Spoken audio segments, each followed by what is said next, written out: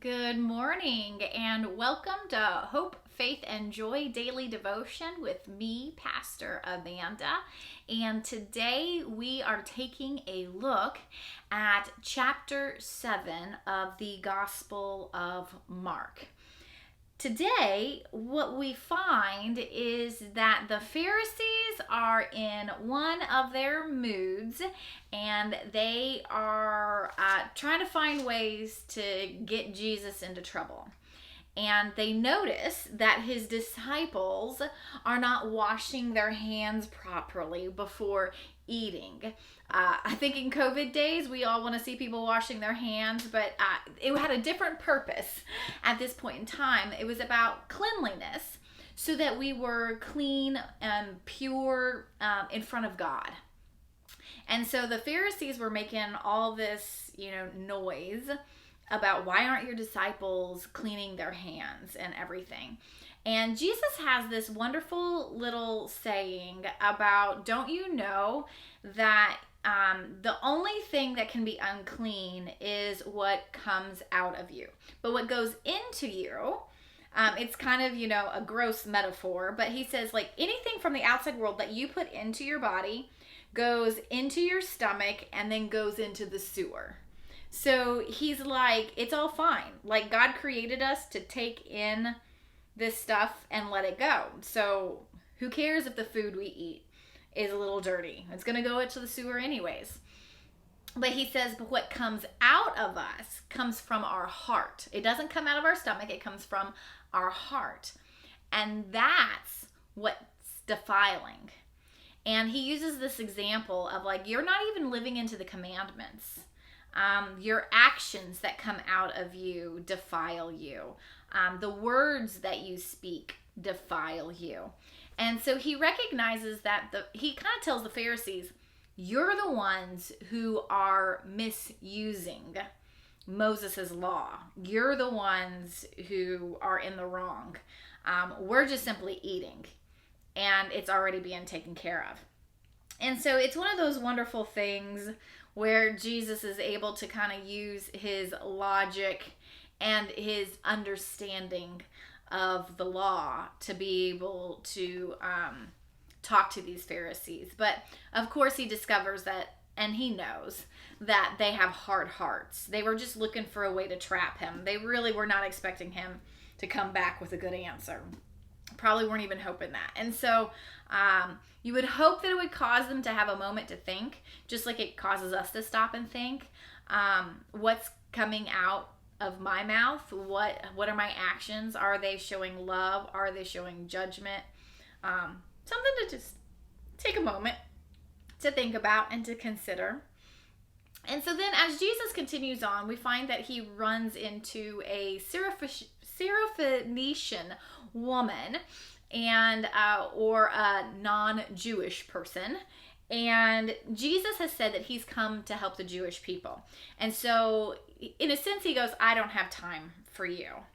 And this woman says, I'll take your crumbs. I'll take whatever you give me. Like I need your help, and I want your help.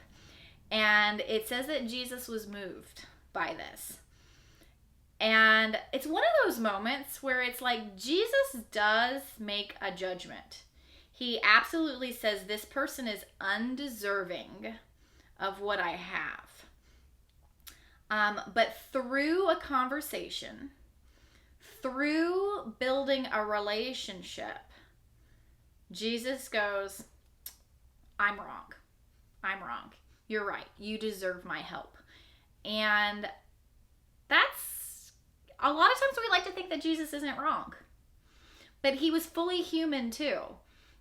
And really the part of being human is to saying that my stereotypes, my thoughts, my discrimination is wrong. He had stereotyped her. He didn't have time for her. And yet through getting to know her, he realized that she needed something that he had. And I think that's powerful right now. How many of our stereotypes need to be challenged? How often do we discriminate against somebody because we just have this idea about them? And so even Jesus has had his mind changed through a relationship. Man, I could probably stop there. Maybe I should, but just to finish off the chapter, to know what's happening, if you haven't read it yet for yourself, Jesus then continues on, and we find that he heals a deaf man. And I think in the midst of all that is going on in our world right now, especially with COVID, Jesus heals this man by touching his eyes and spitting on him, which we don't encourage that at all right now. But what I think it shows us is the importance of human contact and how beneficial it is. And I mean, there's been so much research about how just holding someone's hand, how just smiling at someone. So here we are right now. We can't hold hands. Our faces are covered, so you can't see if you're smiling or not. How isolated people are feeling right now. And so it's bringing us an awareness now that in the Bible, touch is so important to people feeling connected and feeling part of something. And right now, how do we overcome these hurdles that are so guttural, that are so innate in us, and yet we're being denied it?